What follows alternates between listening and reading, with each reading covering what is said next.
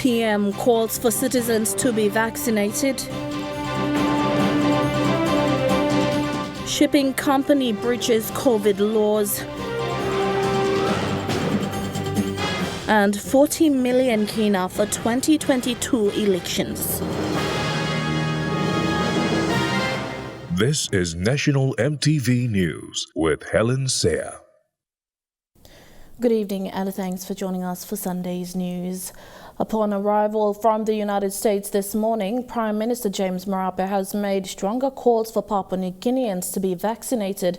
While vaccination remains voluntary in Papua New Guinea, the Prime Minister says being vaccinated is part of the strategy to living with COVID-19.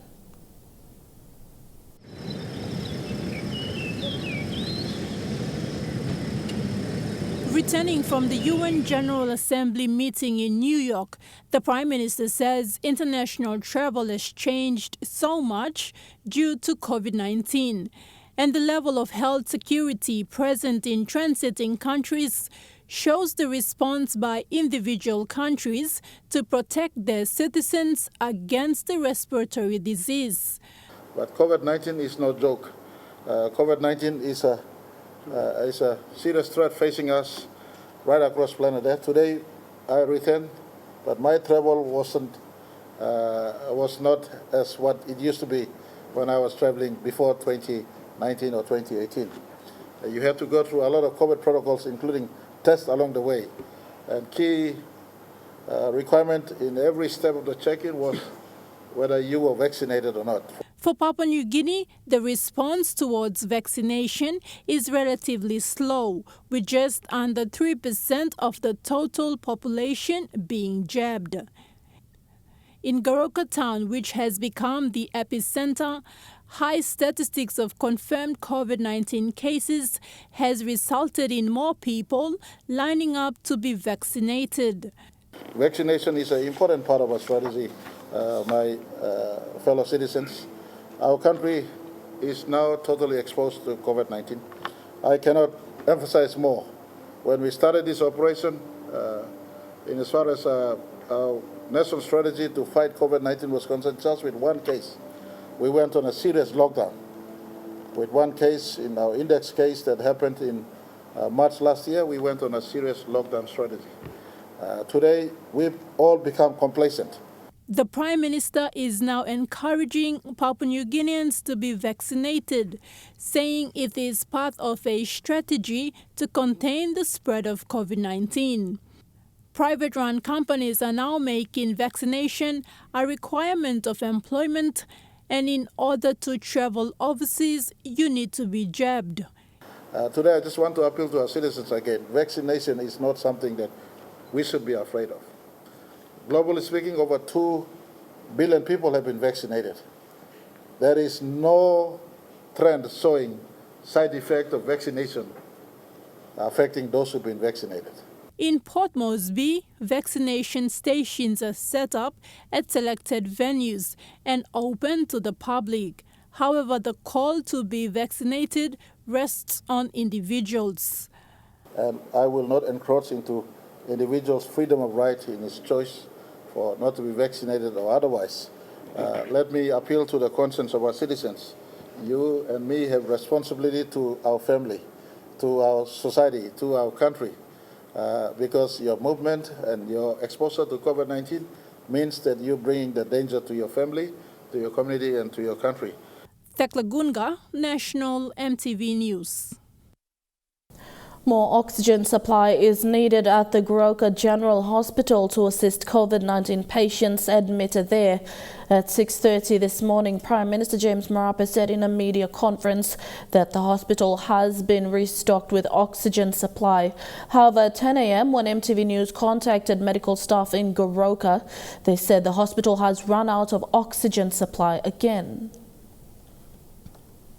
The COVID-19 surge in Eastern Highlands is becoming a worrying concern, with a growing number of people admitted to the hospital. Most are not vaccinated. In a Video posted by the Eastern Highlands Governor Peter Numu on social media, medical officers from the Curative Health Department at the hospital have estimated that out of every 10 people tested for COVID-19, 7 are positive cases. Okay, now you will look and finish them. Number Diablo from the 7 to 38 almost per day, 36 per death inside the month of September. Now, one per day, normally I'm 3 per day, and now today I'm go 5. Now, these are the reported one email come in chat law, our sick land. Outside, plenty phone call me, or similar phone blow me. All sample coordinators blow me, sample voters blow me, supporters blow me. All put on law. All strong, healthy, all stuff alright, but all put on law, village blow all of the dieters. This line come reported law, hospital. And there's a serious COVID outbreak. And it's killing people now. And not a solo man of dies. So, bed full up, oxygen and salt. More line come by Minnesota, how me blah. Look after lives of people. It's very serious, and this government will take all the necessary steps for this 28 days lockdown. So make sure that we protecting lives of people. Now we come to accident and emergency. Pull up straight 20 blow them or former leaders or member of parliament or public servants. In an attempt to show locals in Eastern Highlands the high number of people admitted to Goroka General Hospital for COVID-19, Governor Numu visited the wards where COVID-19 patients were treated. I'm here with the Provincial Health Authority, CEO and the Provincial Controller and the management and team on the ground, COVID team. So I'm with the COVID committee now. We're at the Goroka General Hospital, and we will be going into the ward. On plenty line only some COVID now. All the staff of ward lemon plenty line looking actual facts around the one so kita go by you semi block go lem you talk. Inside the emergency ward, the governor was repeatedly told of the shortage in oxygen supply. One health worker explained that the demand for oxygen supplies is more than what is being supplied. So realistically, a normal patient will consume like 1 cylinder in a day or 2. For a COVID patient who is in moderate to severe attack, they will consume about 5 to 10 cylinders. So the consumption rate for COVID patients for oxygen is very high, as opposed to a normal patient. And now that we have all the places filled up, the demand for oxygen is down. You can see it. If there are 40 beds, it's like 40 multiplied by 5. This morning, Prime Minister James Marape says oxygen supply in Goroka Hospital has been restored. Reconciling this, I think as we speak today, I've been briefed by the health minister there, and now the hospital has been restocked with oxygen. And later today at 11 o'clock, I'll be having a full brief again with the team that has been in country running it for us to know what is happening. But I give you assurance, we will ensure all oxygen is stocked up. I think there were some outstanding bills with the gas company. It is now being settled, and we're ensuring that all our hospitals are restocked with all our oxygens right across the country. But doctors attending to COVID-19 patients at the Goroka Hospital tell a different story. They say oxygen supply is running out, and only time will tell if the oxygen plant will be fixed. Eastern Highlands Province has been marked with a red tape, indicating the need to practice preventative measures against COVID-19. EMTV News has contacted locals in Goroka who have explained that people are reluctant to wear face masks, practice social distancing, or avoid crowded areas. Meanwhile, EMTV News understands that local authorities have introduced curfews and have been allowing only 20 people into shops at a given time. This is to assist limit the spread of COVID-19 in Eastern Highlands. Tekla Gunga, National EMTV News. The Madang Provincial Hospital's COVID-19 team has detected 17 positive COVID-19 cases from passengers travelling from West Sepik on board the Lutheran shipping vessel. PHA CEO Fidelis Waipma says the vessel carried almost 300 passengers, breaching the COVID-19 instructions to carry only 70 travellers. Dr. Waipma says an instruction was issued to the shipping company to be quarantined for the next 14 days for the infection control team to disinfect the vessel. This morning, the infection control team decontaminate the vessel and will quarantine the ship for the next 14 days. PHA CEO Fidelis Waimpa says the passengers, mostly women, were traveling back to Madang and Leh after attending the Catholic Women's Conference at West Sepik. Due to the surge of Delta variant in West Sepik, the COVID-19 team carried out a test on all passengers using the rapid diagnostic test to isolate those who tested positive from the negative cases. So that ship, there's roughly around 300 plus passengers on board. Especially, I think you'll find a lot of mothers going for that Catholic Women's Conference in West Sepik Province. So on the ship our surveillance team went down to the wharf and they carried out a test for all the passengers coming on board, and we've identified around 17 positive cases. From the 17 positive cases detected, 10 are from Madang and 7, including 2 crew members, are from Leh. The 10 positive cases from Madang are going into home isolation for the next 14 days and will be under constant observation and checkups by the COVID-19 team, while the other 7 cases were transported separately to Leh, where an arrangement was made with the COVID-19 team in Morobe to isolate them at the Sir Ignatius Kilage Stadium. I've spoken with Dr. Kipas Pinga in Morobe, the CEO for Morobe PXA, last night, and we agreed and we arranged, because of the complexity and the economic constraints and the financial constraints that we have at Madang PXA, and then the lateness in arranging the quarantine facility for those 7 mothers, we thought we will arrange for transport, put them on a separate transport, and transport them down to Morobe, to Leh, and straight onwards to their isolation center, which is the stadium. The team is now putting up strong surveillance due to Madang's strategic location. The team will be carrying out searches for commuters traveling in from Eastern Highlands and monitor Madang waters to check boats coming in from neighboring maritime provinces. Our team is now ready. They have been beefed up. We'll be having a meeting on Monday with the provincial administrator, who is the provincial controller, and we will identify some of the measures, not to look for other things that will affect the business, but to control the movement of people, maybe compulsory face masking and observing the new normal rules. Martha Lubis, National EMTV News, Madang.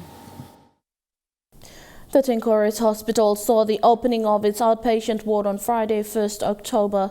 Located in the Matalai LLG of the Namatanai District, New Ireland, this health facility will allow more than 40,000 people to access quality health service.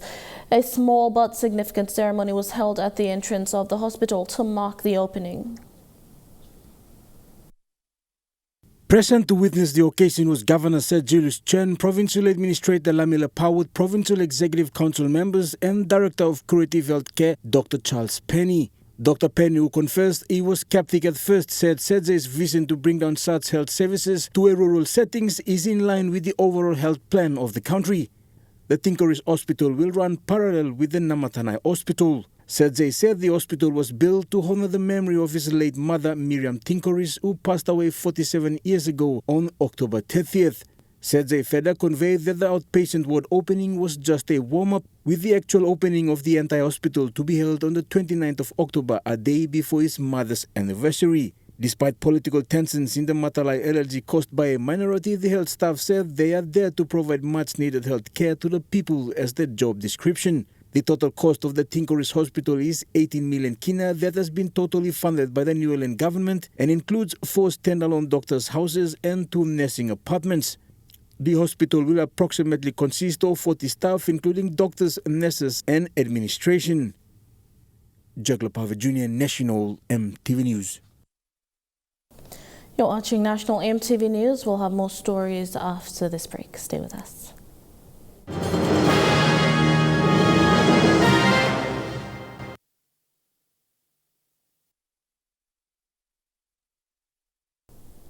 Welcome back.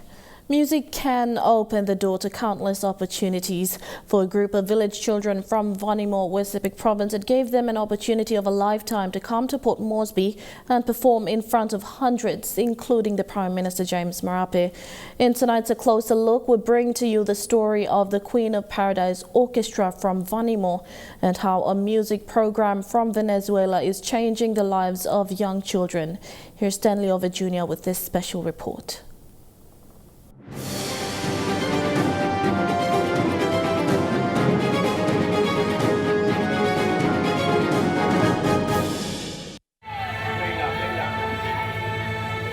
The idea of starting something foreign or new in a land enriched in its traditional beliefs is often frowned upon. But that did not stop Argentinian Catholic priest Father Miguel de la Salle, a master conductor from Venezuela, and a few community leaders, including volunteers, to introduce the art of classical music to a group of village children in the west coast of Vanimo. And so the story of the Queen of Paradise Orchestra began. We started around 4 years ago. Long Paris, long me, long Holy Trinity, Baro Paris. One time all pikinini na all lida, all local lida, we started in ECC. One time sample flutes na choir.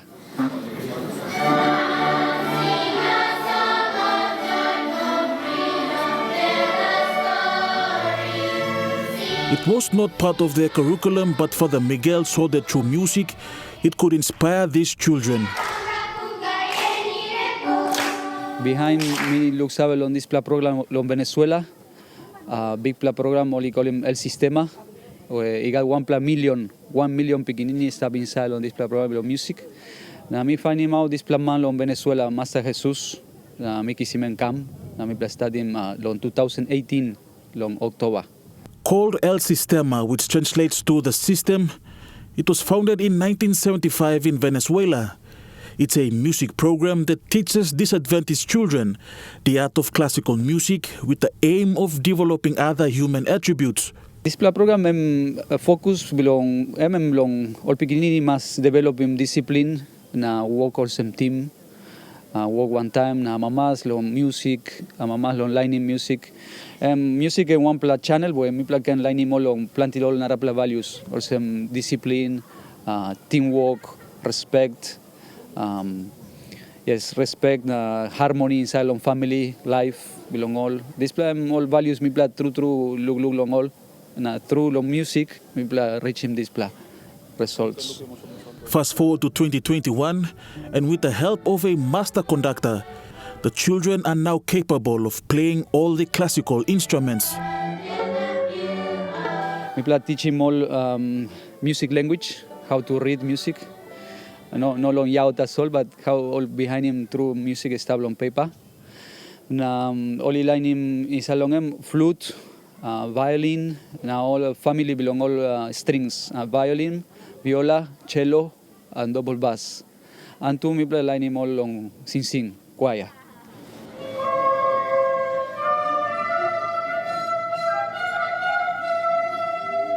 But that isn't all. Father Miguel says they started to notice a change in the children. A change, he says, was what the El Sistema program was all about. All teachers belong all to Lombaro Primary School, on Simola, na long Wutun, all tisa, all yet, all tok all beginning step in Salon program, all best to long in Salon all subjects in Salon Primary School. Oh, and me giving big impact through lo education lo pikinini, lo side lo school work belong all, lo time only go inside lo class blow. One teacher blow lem time also I give him report belong all lem I got big discipline. And me give him big discipline inside lo pikinini because this school and me help him all pikinini to lo line him all discipline him all yet. Not too inside the community, inside the family. The story reached the opposition camp during last year's vote of no confidence. It was there that they were invited to come to Port Moresby and perform in the Independence Day celebrations. It was an opportunity of a lifetime for these village children. Welcome to Port Moresby, Queen of Paradise Orchestra. On the 10th of September, they arrived in Port Moresby and took part in a week-long event. Their first performance was at Ella Beach. As much as it was an eye-opener for the children, the same can be said on the hundreds who were amazed by how this group could play instruments that were not even taught in regular schools in Port Moresby. Golden dream belong mi long come outside long bani mona so in this program because tintin belong mi to long helping all nara province a helping country long Venezuela so me been talking you got 1 million pikinini staff now in salon program because all expanded long all get a country long Venezuela long all get a primary school all got this program, so that's our dream also, that we can be registered inside the curriculum of education. On the 13th, during the special parliament sitting, the children performed in front of parliamentary leaders. All inviting me on last minute, go bungi mol kita member belong parliament, outside on break belong all on 1 p.m. One time Prime Minister yet, James Marape, me sehani mall, all sehani mall, one pikinini. On the 14th, they were hosted by Lamana Hotel and performed at the hotel's famous arena, the Go Club. However, the highlight was when they performed in the Prime Minister's Independence Dinner on the eve of September 16th. It was an opportunity for the children to showcase what they've learned in front of the national government, as well as the country's diplomatic corps and key development partners. You've done a fantastic job here tonight. Congratulations. Father Miguel took the opportunity to appeal for support, something he says doesn't come quite often in their side of the country. We are running this program as a Catholic mission. So we receive funds from overseas mainly, but only at the time. All these instruments were donated from a parish from Indonesia. So really we depend on the will, the goodwill of people like you that have us extra money to donate for this cause. So tonight we also want to appeal to your generosity so we can continue with this program going on. On the 17th, they packed their instruments with a week-long of memories to take back to Vanimo. Their guardian, Loretta Pengo, says the children were truly inspired, not only by coming to the big city, but by seeing what a city life can offer in terms of a better education and life outside the village. Mrs. Pengo says after spending a week residing in the campus of the University of Papua New Guinea, some of the children have told her that they will go back home, study hard, so that one day they can return as students of the university. Kami plus saplo uni, only line implant is something to all students. Time only come, only looking all student lo uni, all pikinini man, a pikinini Mary. Time only come, look out to me pla, lo when I'm kind way, me pla need him help him long all. Time all come, only encourage him all. Na same time, time only look him this la pizza inside lo. All this pla pikinini lo uni, emi kirapim this pla like na ting lo school strong, lo come inside lo Port Moresby lo sample institution like UPNG. Yes, sample only talk out lo dream and lo only like come up when him type, only come lo Moresby. For now, Father Miguel says they will continue the program. They are currently constructing a 2-in-1 classroom for the orchestra program. However, they need an additional 100,000 kina to complete the building. Estamos now on process of finishing one double classroom, two level duplex. Na mi plan no finishing yet. Na through mi plan needing support long all local leaders na government too long. Finishing good na. Buy him all something long all beginning can use him all some desk, chairs, now all nada something. Moreover, life will never be the same for the children who he says have been inspired by the opportunity present to them by simply learning the art of music. Really all are very excited in this trip. Plenty blessings, plenty gracia. God has been showering long all. All amamas blow lem big platumas we some time hard lo mi pro leaders lo control mol tasol mi pla lari mol I saw him this pla mamas blow lo mi pla lukim nam plato thank you all sem oli kam lo must be because hard work blow let I bring him oli kam lo must be lo this pla performance.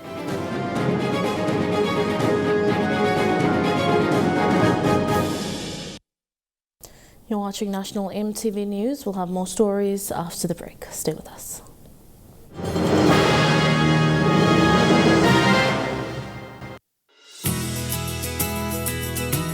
This weather update is proudly brought to you by MoniPlus, with you always.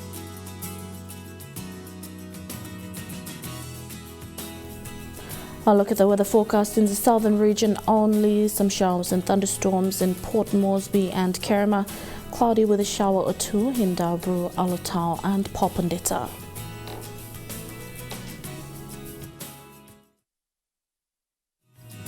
The weather update was proudly brought to you by MoniPlus, with you always.